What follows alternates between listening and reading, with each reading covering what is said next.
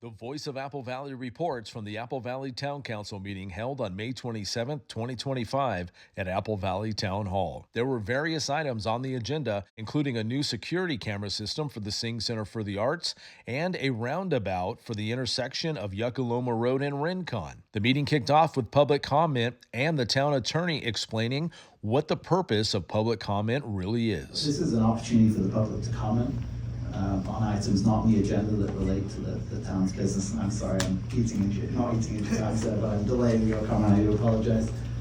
This is an opportunity to speak and share your concerns, and council can make references to staff, so the staff can address those concerns, or maybe even direct them to a staff member to answer that question, or if the answer is easy, can give that answer on the fly. But it is 3 minutes to speak, and when those 3 minutes are over, we do discourage council members from interrupting or speaking, because then the clerk has to stop the clock and go back and forth, and it's not a Q&A session, and I don't think it helps public discourse for it to become a Q&A session. And I think just want to clarify that for the public, just because for folks watching at home or maybe in the audience who are here for the first time, it can always seem a little awkward, so I just want to clarify that from the attorney's perspective. On May 19th, we submitted a formal letter through legal counsel to the town manager and animal services leadership.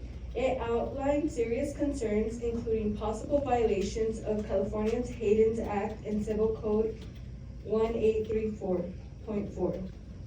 So far in 2024, Apple Valley Animal Shelter reported about 2,803 cat outcomes. 1,622 cats, which is 58%, were euthanized. 536 cats, 19%, died in the shelter. 380 cats, 13%, adopted, and 265 cats, 9%, were rescued. The total live release rate is just 22%. Despite the efforts of volunteers and rescues, most cats never make it out alive. Many are never seen by the public, receive no medical care, and are labeled feral by default. In April of 2024, 229 cats entered the shelter. Just 20 were labeled friendly, over 100 were euthanized, very few were posted online. Statistically, it's implausible that only 9% of these cats were adoptable.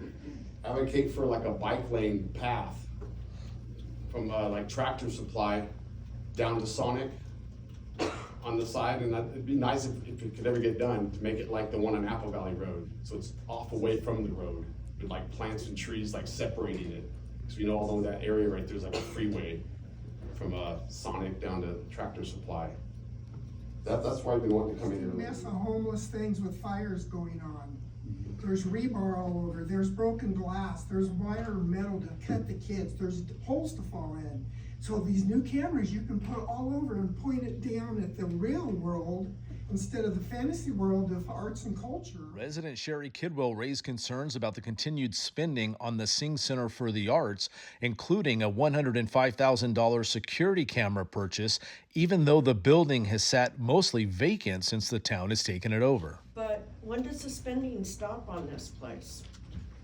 How much more is it gonna cost? Because I see our roads are need fixing, our shelter got money cut from it, but somehow we can't find money and we're cutting services from the shelter, but we come up with the money for cameras that I think are probably already there and in good use. Mayor Scott Nassif responded to the concerns about the spending on the Singh Center and said the town hopes to break even on the facility one day. And where we may not be, we hope to break even on it. It may not happen, but it's an asset to our community. It's an asset to our park systems that a lot of folks don't have.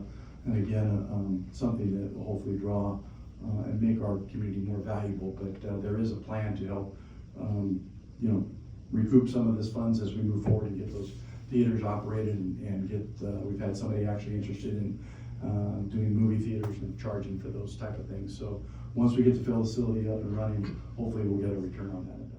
The town council also held a public hearing to discuss adding a traffic roundabout to the Yucca Loma Road widening project at the intersection of Yucca Loma Road and Rincon Road. Local resident Kane Kotaniak, who lives close to the intersection, raised concerns about bringing this roundabout to the project. Another concern I'd have too is the ambulance that sits on Yucca Loma to go east, so on Yucca Loma, so it has to go east. The ambulance is going extremely fast, and with a roundabout at a busy time at 3, which is usually when it's going, almost all minutes of that hour, at 3 p.m. that roundabout's gonna get a little bit packed. And that ambulance having to get through there is a little interesting. And then I would also move back to the fact of an accident happening in a roundabout. If there's an accident and all the cars are stopped because they don't know how to drive in the high desert, they're stopped, and then what do? You go around into the house? I don't want to be in someone's living room. The town council ultimately voted 5-0 to add the roundabout to the Yucca Loma Road widening project, citing safety stats and an overall lower cost to construct the roundabout instead of a regular traffic signal intersection. From the Apple Valley Town Council meeting held May 27, 2025, this is the Voice of Apple Valley Reports.